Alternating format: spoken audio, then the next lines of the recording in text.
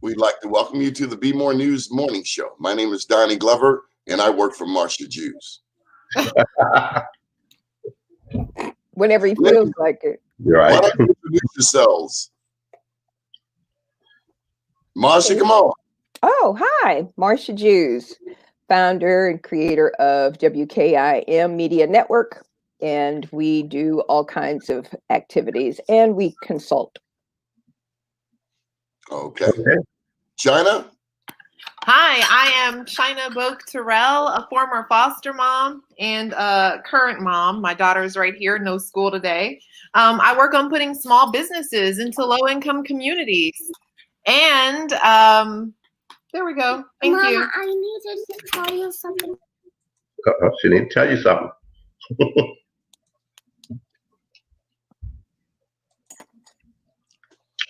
Hello, little one. How you doing? What's her name?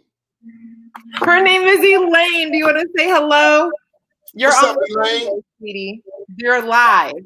Hi, Elaine. There we go. All right. Her daddy is about to come get her very shortly. But anyway, excited to work in Baltimore. Good deal. Mr. Brown, you want to introduce yourself? Yes, Kenny Brown, publisher, Baltimore. I'm going to say Baltimore. The Northwest Voice newspaper in Baltimore County. So I'm happy to be here this morning with you guys, okay? Okay, and we'll be discussing Baltimore County. We also have with us attorney Robert Fulton DeShield. You know a little something about Baltimore County, sir, correct? He knows everything about Baltimore County. Yeah, just like most experts, learning more and more about less and less. That's it. All right. And Mr. DeShield, you practice what type of law? I'm essentially a procurement lawyer, a field that I've specialized in for, I don't know, the last 47 years. I represent a number of companies that do business in and around Baltimore and elsewhere in the country. I'm also a member of the Baltimore County Economic Development Commission and formerly a member of the Baltimore County School Board. Okay. Speaking of procurement, just was it 2 weeks ago, Johnny Ochesky pulled together his procurement commission, and it included Sheila Dixon, it included Dan Moreheim, and attorney N. Scott Phillips on the black side. Does this suggest, Mr. DeShield, that Johnny Ochesky is solidifying his Baltimore base for a potential gubernatorial run against Peter Franchot? Well, I'm not privy to the county executive's political aspirations, but I can tell you that the steps that I've seen in the county, in many ways, place the county ahead of Baltimore City in terms of the structural environment for the African American business community. I mean, if you look around, the county administrator in Baltimore County is Stacy Rogers. The head of the county's Department of Public Works is a black woman named D'Angelo Watkins. The new county economic development director is a black man named Leonard Howie. The county attorney is a black man named James Benjamin. The county director of the Department of Social Services and Health is a black man named Greg Branch. So, I mean, I think structurally the county is poised, and my conversations with the county executive confirm that he is personally committed to improving, to doing what's necessary to improve the environment in Baltimore County for black business to grow. So I'm actually excited about that. Well, Mr. DeShield, I have to ask you, this is a news show. When you state that these people are black, does it mean that their politics are black, or there's just black skin and we don't know who they are on the inside? Right. Well, that's a good question, because you're inviting me to state publicly my definition of African American, and you know that I believe there are 3 subgroups under that. Did you say subgroups? Yes. One is a Negro. One is a Negro. Well, let me start. Well, let's hear his. First, that's colored folk. are those among us who still have chains on their mind. We get up every morning waiting to see what white folk have planned for us or going to give us for the day. Then there's Negroes. Those are colored peoples with degrees. They're educated. They're PhDs, they're doctors, they're whatever they may be. Their primary job is to keep check on black folk and keep them in their place. Those black folk are the ones with no chains, but are inhibited because they're surrounded by coloreds and Negroes. So the black people that I've just mentioned to you are black, as far as I know. Now, I haven't known Stacy or D'Angela or Leonard for very long. They're new to the county, but I know the background of James Benjamin. I know the background of others. And certainly, Dr. Branch and I were when I was a member of Hebrew Memorial Church for many years, was there, and he's still there. So, in my conversations with these folks, suggest to me that that they are as committed to improvement of the lives of black folk as I am. Are there a lot of black businesses in Baltimore County? And so there are all these little communities, right? These little cities within Baltimore County, neighborhoods, I guess, I don't know. But are there a lot of, do you know the size or the number of black businesses that are there? They're not. I don't know the exact number. I suspect they're not a great many now. The largest black business in Baltimore County now that I'm aware of is a company called Hope Health Systems. It's a health services company primarily focused on behavioral health, psychiatric and mental health issues. It's located in the Woodlawn area, and it has over 200 full-time employees. That's a nice size. Yeah, that's the largest that I'm aware of. But the county is opening up, and particularly at least we're working to open the county up, particularly in areas of in the area of construction and procurement. This new procurement commissioner, Donnie, you mentioned a couple of people on it, and we're trying to even now get at least one black contractor on that commission. Sheila's great, but Sheila's not a contractor. Scott Phillips is a good lawyer, but Scott is not a contractor, and there is a white contractor on the commission, Gray and Son. So we think there ought to be parity. So we're moving to have that happen. That's very interesting. Yeah, I'm sorry, Kenny Brown. You've been following Baltimore County politics as well as anyone else. Both you and Mr. DeShields know about elections in Baltimore County. Do you foresee a gubernatorial run by one Johnny Olszewski? All right. And before I answer that question for you, Donnie, and back to Mr. DeShields, we go back a long way there. But the question on black businesses in Baltimore County, what I'm finding very unique to us now is that, and it'll go back to your definition of what black is. We're getting quite an influx of what we call Africans. Coming in and setting up businesses in Baltimore County. The Nigerian population is growing there. We find them coming from other parts of the continent, and when they're coming here, they're not coming there looking for jobs.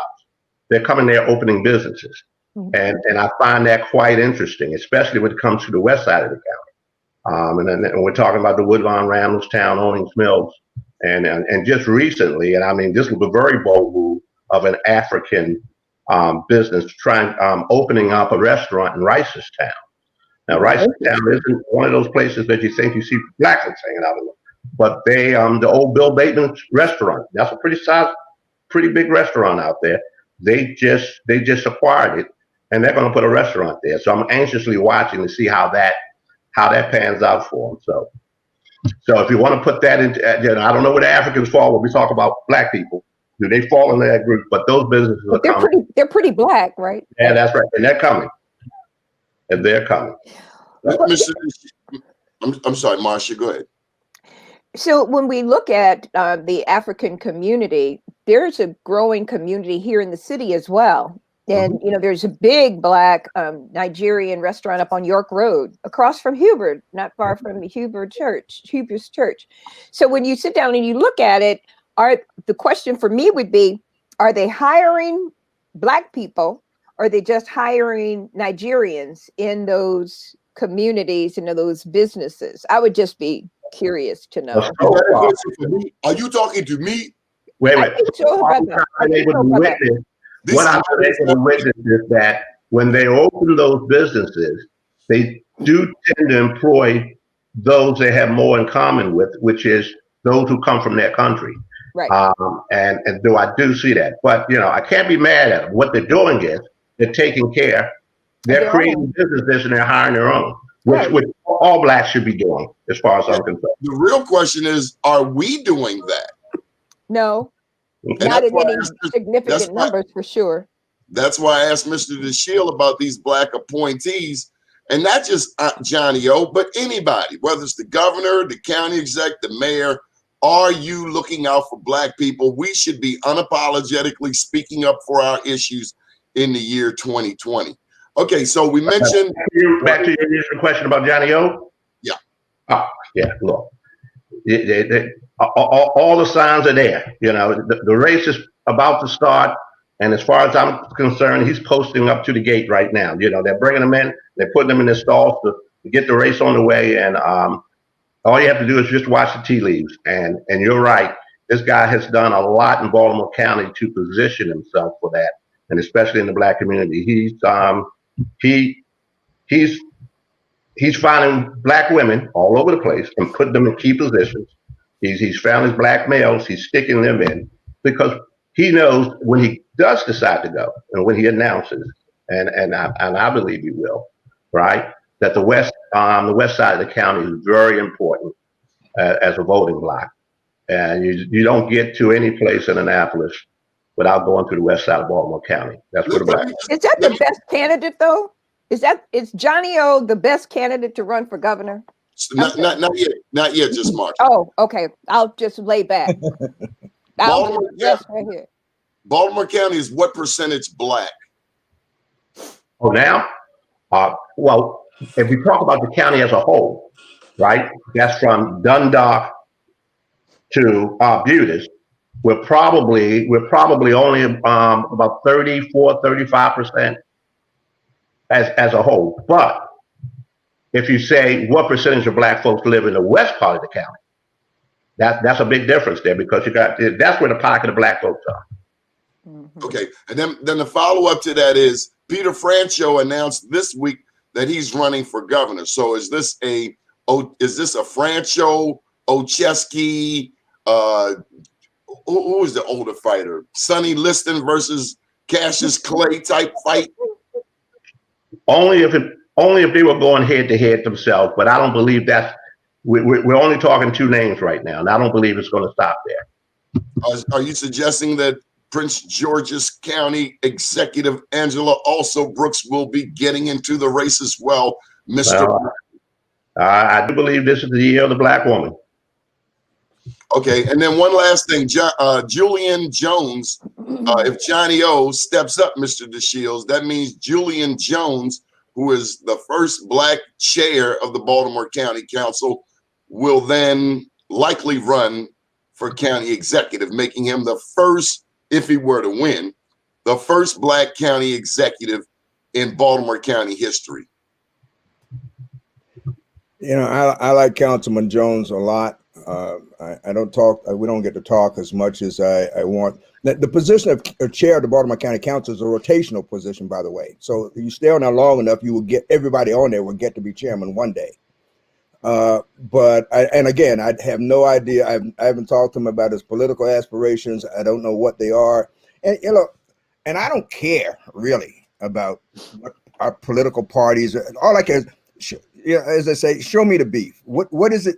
What is it that you intend to do? And there's a litmus test for me, and that is, do you believe in reparations for black folk? Are you willing to acknowledge that there is a debt that needs to be paid? Because if you don't believe in that, then our conversation is probably going to go downhill very quickly. If you do, I'm willing to talk about how we accomplish that goal. But we got to, as a people, we got to get rid of we've got to start with the end in mind. We've got to take a clean slate and draw a picture of the world as we would have it when things are as we would want them to be. And that means paying your bills. That doesn't mean philanthropy. That doesn't mean giving me 10% or 50. That means paying your bill. You pay your bill, you're done with me. You got to give me nothing. I'll buy my own. So Marcia, you had some questions. I'm sorry. I don't know, that was so long ago. Let me try to remember. So Deshil, Yes. in Baltimore County, which I think is I used to live out there, but I think it's very interesting because Black people are so spread apart. How do they work together to create a cohesive vote, right? And is Johnny really the person that needs to be up for the gubernatorial campaign?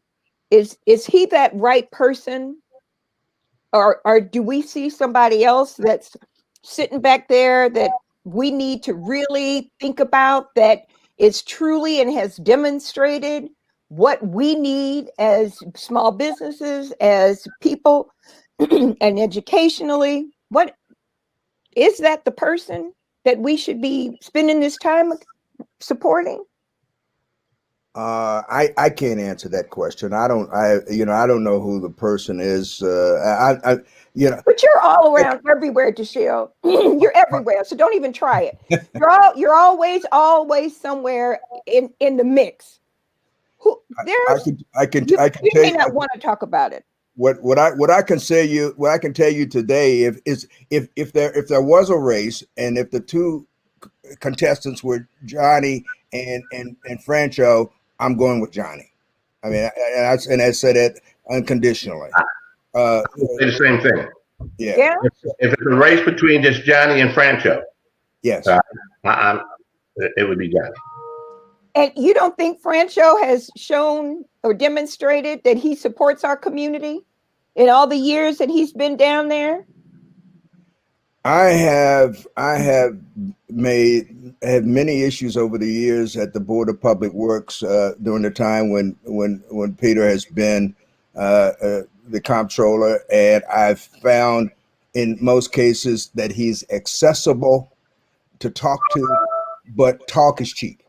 Mm-hmm. He doesn't deliver. You got to look at what he's authorized to deliver. I mean, he's one of 3 votes on the Board of Public Works, and there have been times when his vote have supported matters, positions that I would agree with. But there have been other times. See, I get tired of people deciding for me what's best for me. If you want to know what I want, ask me. Oh, that's novel. If you want to know what I want, ask me. And he's one of those I know what's best type people. I don't buy that. I don't buy that. So as comptroller, he has 1 vote. He's spoken up for issues. He spoke up for getting air conditioning in Baltimore City schools. That's great, but that was non-controversial. Everybody knows that if you're in a building that's over 100 degrees, it needs air conditioning. Right.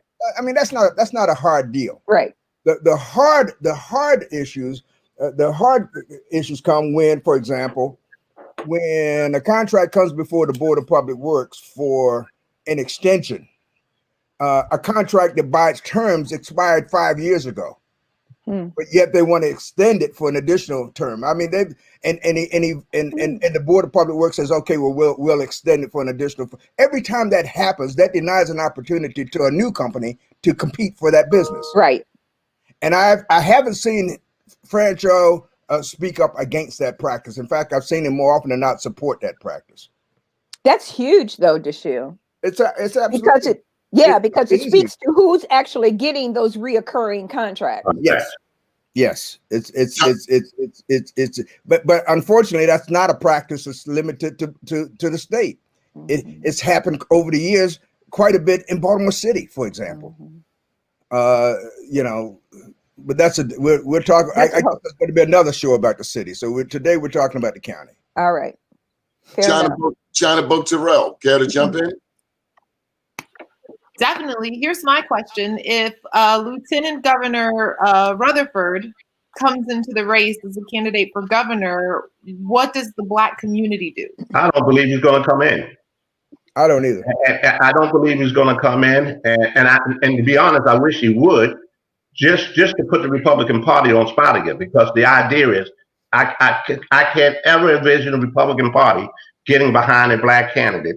Can you imagine the Democratic Party getting behind a candidate? Well, that's right. They haven't showed it to me either. But the idea is we would do it before they would do it. Let's put it. That's it. The Democratic Party would do it before the Republican Party. One would think. You would think. You would think. And we've had 2 shots at it just recently. The last 2. Anthony Brown. Yeah. Yeah. And Michael Steele. Mfume ran for Senate back in 06. No support whatsoever from the Democratic Party. As a matter of fact, Martin O'Malley and Mike Miller shunned him. Well, we saw the same thing on the last governor's race. The Democratic Party didn't get behind. Yeah. So what's happening then within the Democratic Party? Because this is something that I hear often, that, and I don't know the truth of it, but I hear the scuttlebutt is that the Democratic Party didn't get behind Ben Jealous. The Democratic Party didn't get behind this person. The Democratic Party didn't get behind that person. So then what's the aim? What is the Democratic Party in the black community? As it relates to Ben Jealous, we haven't seen dude since. No. Is he a valid question? Well, but he's doing something else now. Yeah. So the issue really becomes, for me, it's tiring. Yeah. It's tiring. It all depends on if you believe that you got to be a part of a team somewhere. It's tiring. Why do we still even have to have this daggone conversation about the Democratic Party? Because racism is alive and well. And well, everywhere. Nobody did that. What is it that we need to do? How do we change that paradigm shift? Or create a paradigm shift? We need a Stacey Abrams in Maryland. Okay, so who is that? What we need to do is abandon the notion that politics consists of a 2-party system. That's I agree with that too. Yeah. It's the 2-party system that denies the real strength of our voting capacity. It's the winner-take-all system. It's closed primaries. It's the electoral college. This is the only form of democracy in the world where the winner takes all. And you don't have to structurally have a government that's inclusive of everybody that was involved significantly in the race. The 2-party system is not our friend. There is no Republican Party today. It's shattered. Yeah. You see the Trump or nobody. And they were lost, and that's how Trump took it from them. Because without Obama, they had no aim, they had no objective, they had no mission. They were just floundering out there. So he said, okay, let me steal it and I can do something with it. And he did. And he did. So we've got to, I think the labels, we got to stop labeling everything. And we've got to stop using terms as though there's a universal understanding of what they mean. I don't know what the term conservative means anymore. Right. I don't know what the term liberal means anymore. And I don't know whether it makes any difference what those terms mean to us as a people. But we also have an independent party that doesn't do much. And then we have the Green Party. So we still have these other parties that are there, but then that spreads everybody so thin, right?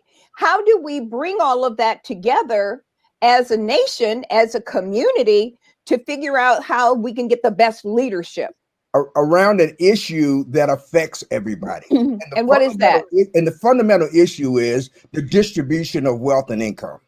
Racism leads that conversation, brother. That is the ultimate issue. We spend too much time struggling and arguing about who's going to sit in what chair on the deck of the Titanic. Oh, good analogy. Okay? We got to get off the boat if we're going to survive. We spend look, the problem with crabs in the barrel is not that the crabs were trying to hold each other in, they were trying to find a way out because they recognize that they're not the enemy of one another, that the barrel is the enemy. Let me ask this, Mr. DeShiel. What do we need to do about the MBE WBE system? How do we fix that? Well, I think what has to happen number one, we got to structurally change the procurement system so that Black business can have access at the so-called prime contractor level. The problem with the MBE system is that there's a presumption that Black business is inferior. and therefore we can participate only as subcontractors or as sub this or sub that and sub this and whatever. That unfortunately goes back to a decision that we've held for years called Brown v. Board of Education, which was the worst decision that the Supreme Court ever made, because it established as a matter of law that any institution that's predominantly Black is necessarily inferior. That principle embodies the notion of white supremacy. It's woven throughout the fabric of our whole society and everything that we do. And we as a people feed into that system because we raise our children and we send them to go off to the University of Maryland instead of Maryland, what used to be Maryland State, or the University of Alabama instead of Morehouse, or the University of Missouri instead of Lincoln, or other Black schools. And please don't tell me about historically Black. Drop the word historical, because I warn you that what that really means in the real world is that it's not ours anymore. Mr. DeShields, you have often said that Black people are white supremacists too. Do you still believe that? Absolutely. You don't have to be white to be a white supremacist. All you got to believe is that white folk are inherently superior to you. You're telling me that in 2020, there are Black people who believe that white businesses, that white contractors are better, that their ice is colder than Blacks? Are you serious? I watched my mom with that as a young boy. Didn't pick up on it. Right. If she hired somebody Black to do something and it didn't quite turn out the way it was, I'm never going to take and hire another Black. Right. He can mess it up all day long. She just go out and find another white guy to come in. So. Right. I want to go back to MBE with what you said, DeShield, real quick. And you said something to the effect of how the small businesses versus the large primes, but Black small minority-owned businesses cannot get the bonding, they cannot get the funding in order to do the business to become a prime. So you have to be in a position to be able to get the capital to do the things that we want to do. And we can't get it because we're redlined from every institution across this nation. Marsha, let me. I'm going to start. Fundamentally, who decided that a bond is required? That's number one. Somebody that don't look like you or me. Yeah, I know. That's what I mean. Structural impediments. Right. The system is not structurally designed to admit anybody new. It wasn't designed that way just to keep out Black folk. It was designed to keep out any new business. It was designed to restrict competition so that it favors those who are already on the inside. Right. But as somebody said, that sounds like all the money that if white folk get a cold, we get the corporations. So we've got to look at the components of the system and see which ones are really necessary to protect the public interest. That's number one. But beyond that, with respect to the size of a business, it's like anything else. If you have the resources, unfortunately, when we talk about capital in the Black, we have Black folk who have plenty of money who give more money to white institutions than they do Black. We have Black folk in our community who make gifts to the Baltimore Museum of Art who won't give $1 to Bowie or the college. They give money to Pat Robinson too. Yes.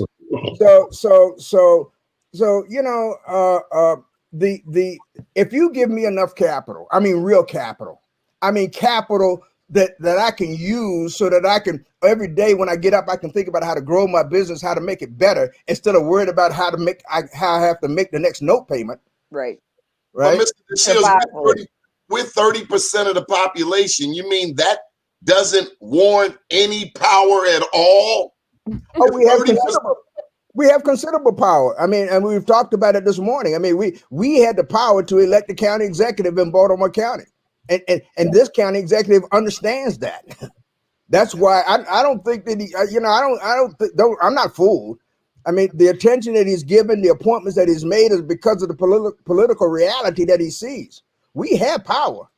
We've got to figure out how to convert. We've got to figure out how to take the resources that are ours and use them to our own advantage. And the fundamental resource is, our own children. I'm done.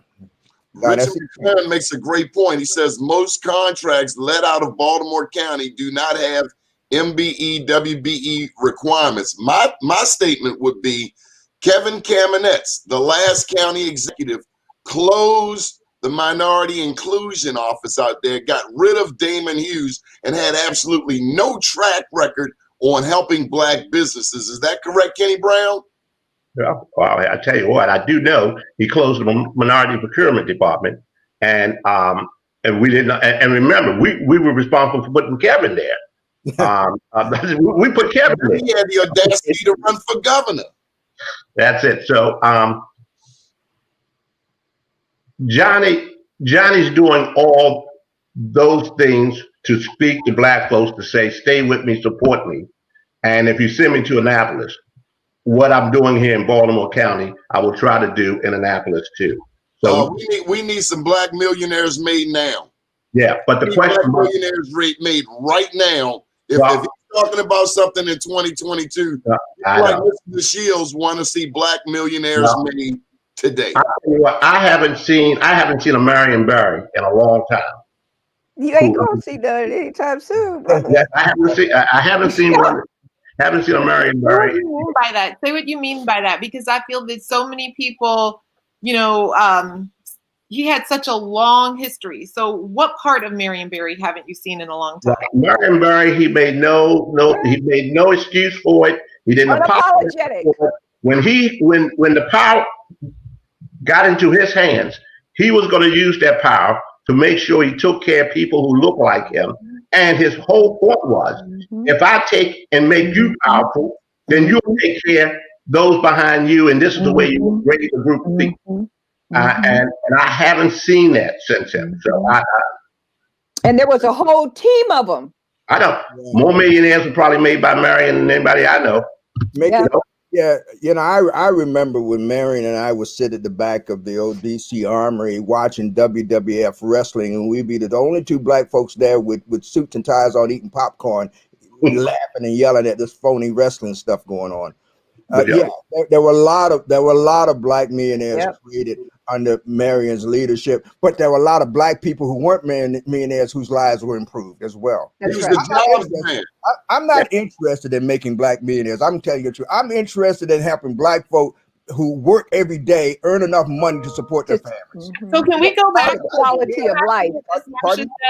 Can we go back to what Miss Marcia said? Because I think that she hit on something that was super important that just kind of merits more of a breakdown. So I'm a nonprofit developer, and I have responsibility for hiring general contractors, and I look at the subs that they hire. And so I lead a $27 million project. And so far on the work that we've done, it's 47% MBE.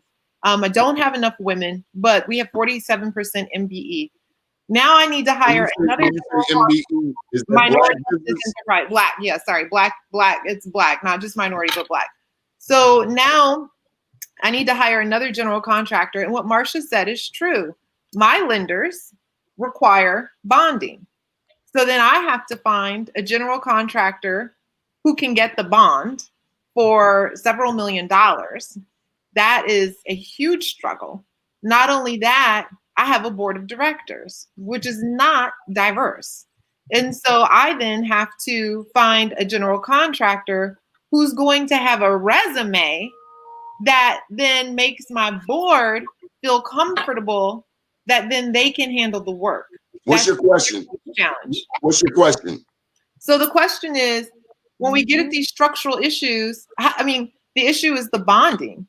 The issue is, the experience, right? Because sometimes people in a position like mine don't have the political capital to take a risk on new people. And what Marion Barry did is, because he had all the power, he was able to take risks on people, whether or not they had the resume to back up what he told them to do. And he had a city council that supported it. Because that's the issue. And I don't never like to disagree with the Bob DeShields here, but I do believe we need more black millionaires, because I believe when we have our own wealth, we don't have to look to others to give us wealth or to lend us wealth. We can go to ourselves. And the idea is, if more of us are put in that position to help more of us that look like them, I believe it lifts us all up as a people. And the problem is, we just don't have enough of us there, and we need to get more there. So let me say this to you, Kenny, because I think this is really critical. There's a whole bunch of Black millionaires in and around the Baltimore City and Baltimore County, and they're not going to spend their money. They don't spend their money. They do something else with their money. They're not doing anything to empower, to build, and to grow our community. That's fact. That is That's a fact. fact. I haven't seen any more Marion Berries. And it's not even about Marion Berries. I'm talking about the millionaires, because the millionaires and DeShield, so then you know, because I was over there at the same time. Right. He was dealing with John Clyburn and all those people building all that stuff up. Bob Williams over at Barcode Technologies. They were millionaires, but they were also building communities and spending their monies in their communities and empowering communities. So when Marion started it, he said, okay, this is what I'm going to do because I got this control over here. But then he had to deal with all the funders that were in DC and say, this is what y'all going to do. We're getting ready to go straight up 14th Street. This is what we're going to do up here. This is where you're going to have to give the money. And here are these contractors that you're going to fund. And they sit over there, channel in, and have that whole conversation. So what we have to deal with is the people who are already here, that we sensitize them to what we need. Okay. Did I say all that? I don't disagree with you. We got to find a way to reach those people and say, hey, look. But now let me mix it up, because the capital for Black people is very expensive. And so oftentimes when we hire Black GCs and Black subs, they can't float money to keep their people paid as long as another group. And so their price comes in so much higher than anybody else, because the capital that they use is also more expensive. And so then how do we get their price to come down so that they can actually be competitive on price? Price is not the determinative factor in terms of the benefit to your community. We got to get rid of these phony notions. That's true. But then people like me have to figure out a way to fund the project, and you have to assemble the capital. And it is as hard as Hades to get capital into an underserved community. I agree with you, but I didn't get up this morning thinking it was going to be easy, because it wasn't easy yesterday. Okay. When it comes time to fund, we got to look at, so you say that a Black contractor needs capital to be able to fund the project. We need cheaper capital. So then I would go to an institution that says I'm a Black financing institution. I would go to a Harbor Bank and say, Harbor, how are you different from the Bank of America? Show me how you provide financing that we couldn't get from the Bank of America. What does being Black mean to you? Because if it doesn't mean anything different than what it means to Bank of America, I might as well go across the street and not drive 5 miles down to your one of 3 branches. Okay, the benefit of Black business is not to see how many memberships we can have in the Center Club, or not to see how many offices we can put on the 25th floor of Lake Mason building. It's to look at the employment within the company, see who they are and how much they're being paid. Because you don't build anything from the top, you build it from the bottom. And the fundamental institution in this society is the family. So the issue is, do you provide wages and benefits to everybody across the board, to people that look like you, so that they can support their families and not have to work 3 jobs to keep a roof over their head? I want to thank you for joining us. Go ahead. I'm good. I'm done. I want to thank you for joining us today. Our sponsors include Next Phase Cafe, Terra Cafe, and Terrence is tuned in now, and also Edible Arrangements located on York Road and in Randallstown. Mr. DeShields, Mr. Brown, China Boak-Terrell, WKIM Media's Marsha Jews. With 20 minutes left, we have to throw in the other major candidate for the governor's race, although no announcement has been made thus far. She hails from the wealthiest, or one of the wealthiest, Black jurisdictions in the country. She's Prince George's County Executive Angela Also Brooks. Marsha Juice, your thoughts? I think that would be absolutely fabulous if we could get Angela to be the governor of this state. Is that what you're talking about? Yeah, the Black lady. I think that would be absolutely on point. Now, the question is, how do you rally an entire state in all these different jurisdictions where you have all these folks down in Eastern Shore, Southern Maryland, out there in the mountains of Western Maryland, up in the hills, and I've been out in all those places, that's going to be where you have to start. So you can rally all the folks in and around this metropolitan area, but you got to get to the Outer Banks and deal with some real old-fashioned issues out in those communities. And I know from what I speak, this is bigger than this. I don't. It's bigger than this. It's bigger than South Bend, Indiana. So that's a whole other world out there. Hey, Mark, Technically, you're in Baltimore County or Greater Baltimore, Prince George's, Montgomery. Greater Baltimore, Prince George's, Montgomery. You win those three, you win the race. Well, you got to have everybody and their mama and their grandchildren voting to make that happen. Because there are far too many communities in Southern and Eastern Maryland and North and Northwest Maryland that are going to stand. And you think the Proud Boys stood out there in DC? They lived here. Lord, they're all out there. And so that's where that vote's going to come. You put her on there, but I'm gonna tell you that right there. That's why we have not had anybody black down in Annapolis yet running as. What did we learn from Donna Edwards' last statewide race? What did we learn from Donna Edwards' statewide race? That's a good question. It's nice to be black important. people condescendingly and expect them to vote for you. Say it again. It's important, but important to be nice. And Jerry curls are played out. Yeah. What? Well, Marsha, I hear what you say about the state of Maryland, and when we go to Western Maryland or Eastern Shore or those places there, but there hasn't been a time, and there won't be a time when they will decide who sits in the governor's chair. You got plenty of land, right? But you don't have the people there. Prince George's, Montgomery, Baltimore County, Baltimore City. That's where the people are, and that's what you have to win. You can win everything else in the state. If you don't have that, you don't go anywhere. I hear you, but we've had people running and they've not been able to get those top leadership roles, and it's because of those votes. And until you can get enough of these people in the areas that you're talking about voting to overcome that, then we're going to still have the same conversation 5 years from now. And I want to remind you that if you're talking about a Democrat, if parties matter to you, if you talk about Western Maryland, Eastern Shore, that's not where they are either. That's the other party.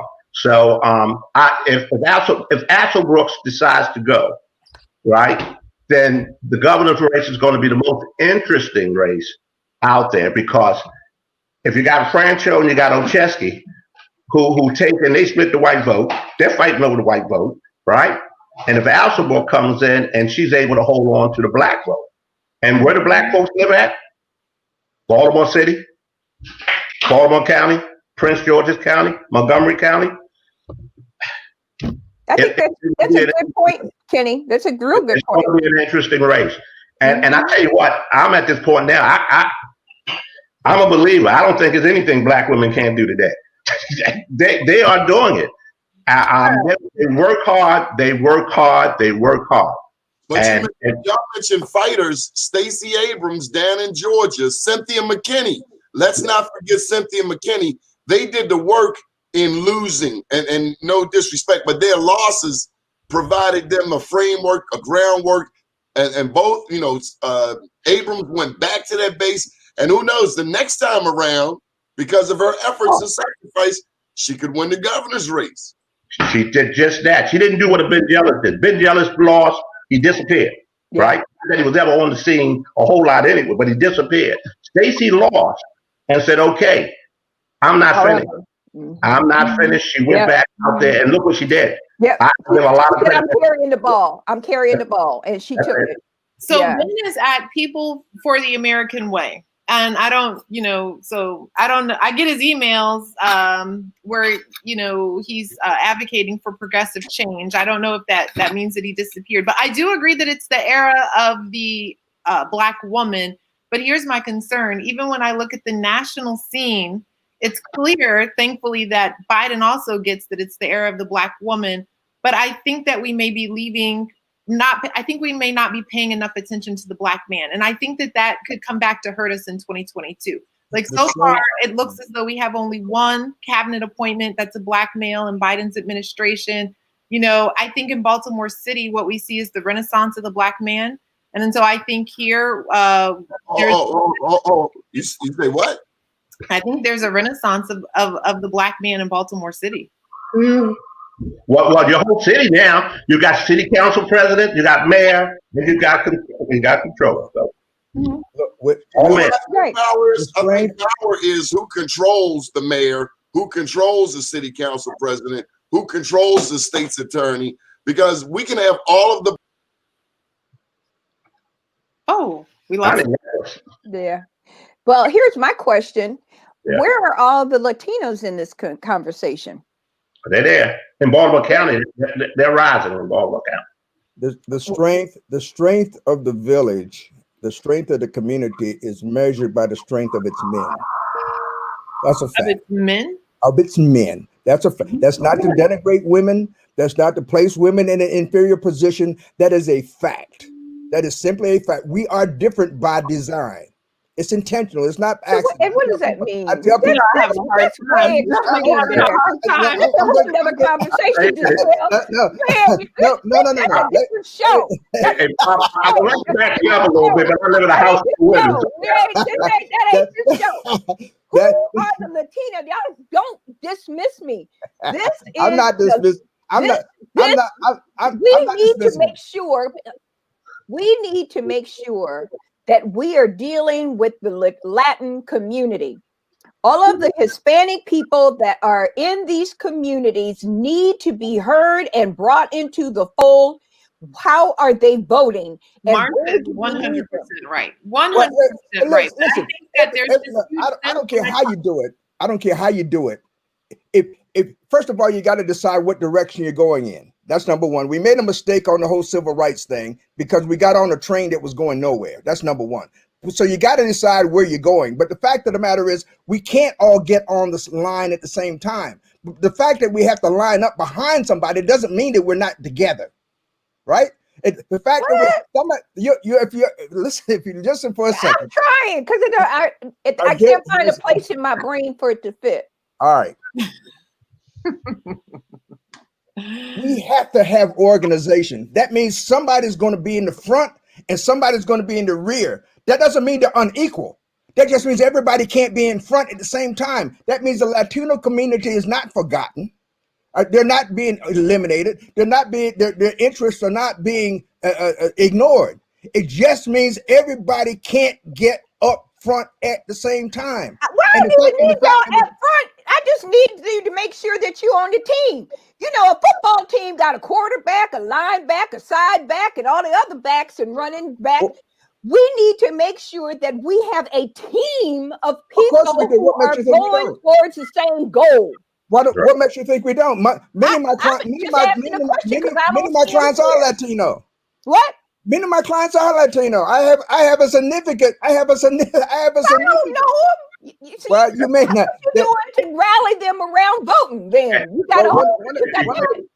Marsha, if you're saying that the Black community should have the Latino communities as allies, and let's look at it like a war. It's allies. It's not that we've come together, decide to work together on specific issues, and we're together on that. I agree with you because with allies, this is how you win wars. No, I don't know any one country that's ever won a war on its own. There's always allies with them. So somebody got to cover the flanks. Yeah, I gotta have it, right? In terms of race, but it's not about race; it's about economics. And historically, it's about both. The division has always been successful because we divide poor whites from poor blacks, from poor Latinos, and we scramble at each other and scramble against each other in the bottom, and it's ineffective, and it keeps everyone without power. And so it's not, somehow we go beyond race and we bring together everyone who's below the poverty. I can't go beyond race. It's in my face every day, and it's not my doing. I'm a Black man in Baltimore. How do I go beyond race? Well, because you got to start out with the objective in mind. That's my whole point. It ultimately, race is a factor, Martin but, Luther but it's King just Jr. a factor. went It is beyond not the race. only factor. But Martin If Luther King if Jr. the, went if the beyond. goal if the goal is economic parity, if the goal is economic justice, if the goal is equality, then there comes a point when race is a factor in achieving and strategizing. But race is not the only issue. Right. That is. I mean, That's right. Well, the problem is we don't control the educational process. All of us are over 50, most of us are over. no, 50. no. All of us are over I'm not over I'm 50. not. I know. The rate is not over 50. over 30. Our problem is we don't educate our children. We don't educate our children to pursue in life the things that support our own communities. We instead educate our children that they must prepare themselves to be admitted to somebody else's universe, to somebody else's world, that in a world Not that everybody's they doing that. cannot change or fashion, but they must accommodate to. They must find a way to fit in. They must surrender who they really are in order to become part of the winning class. I disagree with that. That And sounds. for those that's that don't know, extreme. Mr. Shields just quoted The Miseducation of the Negro by Dr. Carter G. Woodson. And for those who are unfamiliar, he was only the father of Black History Week and then month. I gotta ask you all a question, and this has been a great show. Again, special thank you to Edible Arrangements. Here in the city of Baltimore, any thoughts on the first 2 weeks or so of Mayor Brandon Scott's administration? No thoughts from here. I can't judge it in 2 It's weeks. quieter than a church mouse urinating in cotton. Well, what did you think would happen in 2 weeks, Donnie? There'd be a You know what it's like? You know what it's like. You're walking. You just been hired for the job, and now you've been on the job for 2 weeks, and the boss comes out and said, "Now, let's do your evaluation." it will go like this. Let's do the evaluation. Why the dude keep shaking his head so damn much? Am I missing something? Wait a minute. I think that it's possible to have thoughts I think that it's possible to have thoughts after 2 weeks. It's possible to have thoughts after 2 weeks. You've been there 10 years. Yeah. I'm glad that he shut everything down because these people have been out of control. Mr. DeShields, are you with this shutting down the restaurants all the way? Well, Anne Arundel County did the same thing the next day, and the court has already said that their ban was not appropriate, and the restaurants were issued an injunction to actually stop things from being shut down. Well, what happened is the injunction reverted to the earlier executive order by Pittman, which says 25% and 50%. And I don't know anybody who can succeed in business with only 25% of their revenue. No. So effective. Well, 25% is more than zero. So yeah, but the result's the same. I'm 10 foot out from shore drowning, and you throw me a 9-foot rope. You feel good, but if you turn around, I'm still drowning. Right. But we need to be looking at how do we support those businesses. The problem is there's absolutely zero empirical evidence that people coming to sit down and dine at a restaurant transmit the disease to anybody. That's the problem. If you take the mask off and you open up your mouth and talk and breathe, it does, because that spittle goes all over the whole room. Every place that I've gone in recent times, they do a temperature check when you walk in the door. So you walk in, and most people that I know that go to dine together or congregate together in other ways. They're family members. They rode together in the car. They sit together and they eat their meal. They go back home together. They congregate together in many ways. The question is, who are they exposing? They've already made a decision as a unit that they're going to take the risk of exposure among themselves. So now the indoor and outdoor. So, Mr. DeShields, my point is there is zero. That is absolutely zero empirical evidence that people coming to dine together in any significant way contribute to the transmission of COVID-19. I disagree 100%. I disagree. You may disagree, but show me the proof. Okay, Where's there's your a whole evidence? bunch of reports. Give me your email address. I'll send them all to you. And Marcia, I've read every. I probably read every report that you have, as did the judge in Anne Arundel I County, don't know. because the county produced every report in response in defense to the lawsuit. Okay. Whatever. Marcia, have you been to any restaurants lately? No, I Mr. don't go to none of. I don't go there. I don't want people walking around with no mask on around me. Who's Mr. walking around with no mask? A lot Mr. of people, Well, how Mr. do you know you haven't been there? because I can see them online.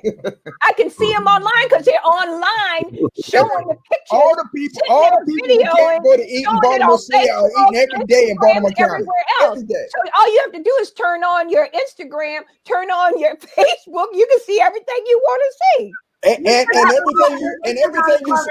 And I hope you're not suggesting that everything you see on Instagram or on the internet is true. I hope that's not what that you're I'm saying. eating because I can call them and talk to them because they're people I know. Get out my face, Michelle. I know. I'm looking at them. And how many of them have told you that they got COVID from eating in the restaurant? I know that a whole bunch of them got COVID. And how many of them told you that they got it from eating at a restaurant?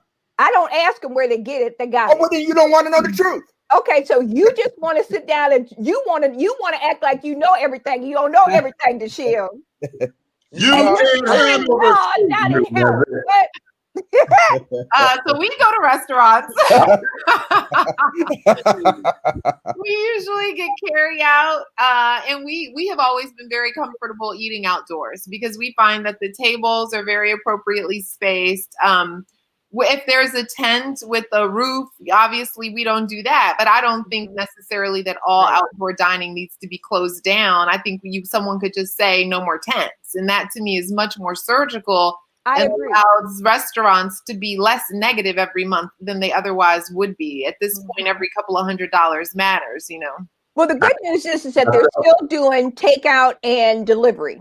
So that's good. But even if they took off the tent, I like that idea. Kenny Brown, as she mentions delivery, it's been noted that these delivery services currently get 30%. And I think Costello here in the city of Baltimore introduced legislation to cap it at 15% because Terrence, Tony Randall, these all of the restaurants, they have to pay that fee. They're not making any money. Pay what fee? What's that? 30%. Delivery fee to Uber Eats and whatever the other delivery services are. So those apps aren't considered a constituency. Many of them are based out of town, and then the fees are so high that sometimes it's considered, usurious. Yeah, but you're missing the point. You're really just that's a distraction.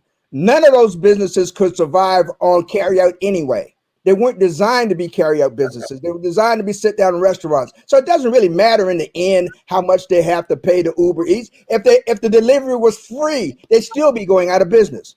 Right. I do believe that there has to be more substantive support. So one thing that I guess that others have said, which I like, but that we haven't yet done here, is that there was a date certain for reassessing the policy. And here it was just indefinite with no date set to reassess the policy. And I think there's an opportunity to say every restaurant that we close down is going to get X dollars per month to help them pay their operating costs and cover their overhead that they actually can't get rid of. So they do to the big businesses. I think they said that there would be $7,000 for every restaurant from a specific fund as long as they were signed up for a program. I think that something like that to me is very helpful. How about if the Ritz-Carlton takes that $1 million and some odd dollar water bill that they have not paid? How many? I see that. $2 to $3 million worth of water bill that the Ritz-Carlton Hotel and housing or the condos has not paid to the city of Baltimore. Take that $2 million and distribute it to all these minority businesses and restaurants. How about that? or just all of the businesses and restaurants? Well, I don't want to do all the businesses. I The want to do non-minority ones are minority and minority small people. businesses, because the Right. other businesses have access to capital. And most of those businesses coming out of Patarakis' family, they have the capital. They Right, have the small capital and their mama's capital. Right, So small I'm business. talking about smaller minority businesses, The real period. question is, why hasn't the city moved to collect the tax? Hello? I mean, No, isn't that the real question? Most folks in business don't pay unless somebody issues an invoice, and if they don't pay the invoice, the people who issue it, they take action to collect. Why hasn't that happened? Why hasn't that happened? They turn off the water to shield. Wait a minute. If I owed that $2 or $3 million, they would have dragged me in somewhere already and taken everything I had. That's exactly $100, they would have shut you down. That's $100. exactly right. So the issue is not why hasn't the Ritz-Carlton paid. The issue is why hasn't the city collected. Correct. I want to pose this question above. to our panel, and this will be our final question for today. Thank you so much. I love each and every one of you. You're dynamic. China, Marcia, Mr. DeShields, Kenny Brown. One last question. It gets to be Mr. DeShields. Everybody else go by their first name. I don't understand that. I don't understand that. Donnie Glover, Donnie Morton Glover. I've always called him Mr. DeShields. That's it. But anyway, I just call him DeShields. okay. How is this going to work out between Nick Mosby and Brandon Scott? Do I see a social media competition? Do I see a headline competition? Or is this legitimate two black males running two different positions in local government? Or is Nick starting? My only comment is, and again, I'm not the city guy, but I do remember Nick wanted to be mayor, right? And Brandon is now mayor. And will Nick remember that he's city council president and let Brandon be mayor, or will these two begin to decide who's the big boy in the room? Is this a phallic symbol competition, Marcia? I'm not going to buy into that. I'm going to buy into the fact that you have two very intelligent men who have mission to make the city the best they can make it, and to do what's right by its citizens. And I think they're going to be about the business of running the city and empowering our community to be the best that it can be, and to try to build more businesses and educate our people. I think that, and I'm going in this with the belief that they are true to their commitment to this city. And I believe that. Who's dressing these two? I don't care. Oh, I like it. Let's ask it, because usually it gets asked about women. I don't care. I think that I think the three of them Let me tell you are something. very, very bright. If And you're I going to think run the that city, I think that they're really bright men. there's a And I basic think uniform, Marcia. A What? basic uniform that every mayor needs to wear, include having a pair of shine black dress shoes, a blue suit that fits, a white shirt. I don't care. I don't care about his suit. Dress I the don't part. care. See, you're not from Baltimore. We from Baltimore. I bet you don't won't care, catch Mr. DeShields in some scuffed up shoes. I bet you won't catch Kenny Brown in some high waters. Well, I'm going to agree with Marcia that I don't really care what color the shoes are, whether they're shine. Man, when you make it 200,000 a year, you can't. They do not. They got to have enough testicular fortitude to identify and address the real issue, which is where's the money going to come from to pay for any of this. Which means you got to start off. Nick said he's an engineer and he builds cities. Yeah. You've got to start with the end in mind, and it's not going to be rebuilt from a grant from the Rockefeller Foundation or a grant from the Bloomberg Foundation. It's got to be structural. We cannot plan for our future based upon the anticipated philanthropic efforts of people who think that what they have is theirs. Look, that's one principle. I'm going to say this. There's one principle that I learned in law school that I remember from many, many years ago. I slept through a lot of classes, but there's one principle that I remember from many, many, many years ago, and that is simple. Stolen property, no matter how many hands it passes through, no matter how many generations that it may have been passed on by legacy, it always remains stolen property until it's returned to the hands of its rightful owner, no matter what. I don't care how you got it. I don't care how much you paid for it. If it was stolen, it's still stolen until you get back to the original owner. That's our problem. When people talk, well, the government's going to provide this capital, where's it going to come from? How's the city going to raise the money? You can collect, even if you collect every water bill from the Ritz-Carlton, even if you collect all the back taxes that the office towers have not paid, and they haven't paid the property taxes either. It's not just water bills. They haven't paid the property tax either. If you collect all of that, you're still not going to have enough money to give back to the community what it really deserves. You're not going to have enough money to pay the debt. And China, that's what we got to talk about. China, you're quiet. This is your topic. This is your topic. This is my topic, and I am just hoping that Mayor Scott and President-elect President Mosby and Comptroller Henry realize that as 3 Black human beings, that they have the power to undo any structural racism that they want to decry. So I don't want to hear about racism from any of them. I just want them to get to work, and it starts with the property tax. Making people wealthy by cutting the property tax, because society is so segregated. All we end up doing is taxing ourselves. It is not achieving redistribution of wealth. The property tax needs to come down in Baltimore City, in Prince George's County, in Fulton County. Our people are not getting ahead, and it is structural, like Mr. DeShiel said. It begins with the property tax at the foundation. And I hope that people can be curious enough about how markets work and about how economics work to understand how fundamental that issue is to the wealth and health of Black people in this city. Okie dokie.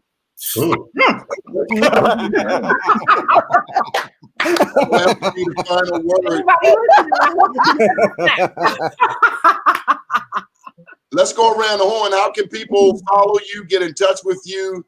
China, since you have the floor, then we go to Marsha, Kenny, and Mr. DeShields. How can people follow you and get in touch with you? China at actimpact.org, on Twitter at China Terrell. I don't tweet a lot. I'm busy. I'm working. 410-989-1607. Marsha Jews at Gmail.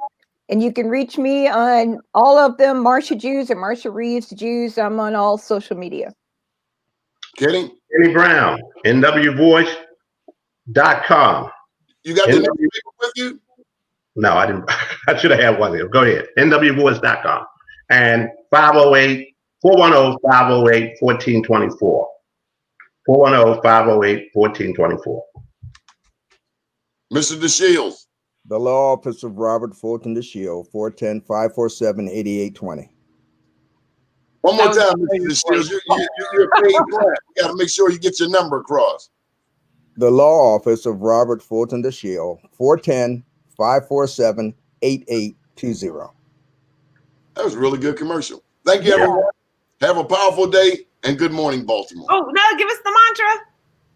Up today, down tomorrow. Do your day and everything will follow. Nothing to it but to do it. I got to do it, regardless of how I feel. I am somebody.